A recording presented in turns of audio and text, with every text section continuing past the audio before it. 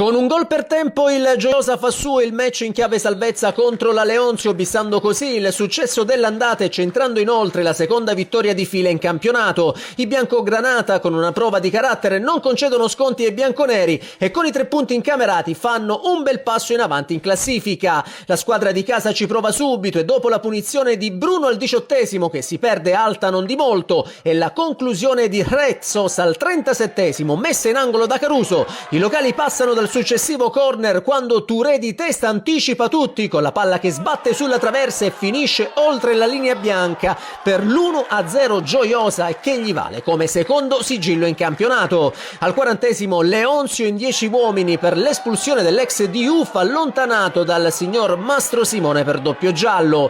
L'11 di casa tenta di approfittarne, ma la conclusione di Granata prima viene bloccata da Caruso, mentre la botta di Rezzos poi sbatte sulla traversa, colpisce la schiena di Caruso e si spegne sul fondo. Nella ripresa Gioiosa ancora in avanti con Meduani che recupera palla ma poi sciupa calciando fuori. Nonostante l'uomo in meno e sotto di un gol, la Leonzio prova a rimettere la sfida in parità, ma i tentativi operati dai bianconeri non sortiscono il pareggio sperato. Ospiti che al minuto 75 reclamano anche un possibile penalty su Reis. Il fischietto di Palermo dice di no, ma un minuto più tardi il Gioiosa chiude la sfida quando Franzino recupera palla, entra in area e col sinistro batte Caruso, facendo così Gioiosa 2, Leonzio 0, e per il classe 92 si tratta della quarta rete, la seconda consecutiva in campionato. Nel finale ancora Granata in avanti alla ricerca del tris con le zuccate di Meduani e Touré, che però non producono il gol sperato. Il 2-0 finale consegna dunque al Gioiosa la terza vittoria casalinga, settima complessiva in campionato, e il punto numero 30 che proietta l'11 di Silvestri al sesto posto in classifica a +7 sulla zona play-out.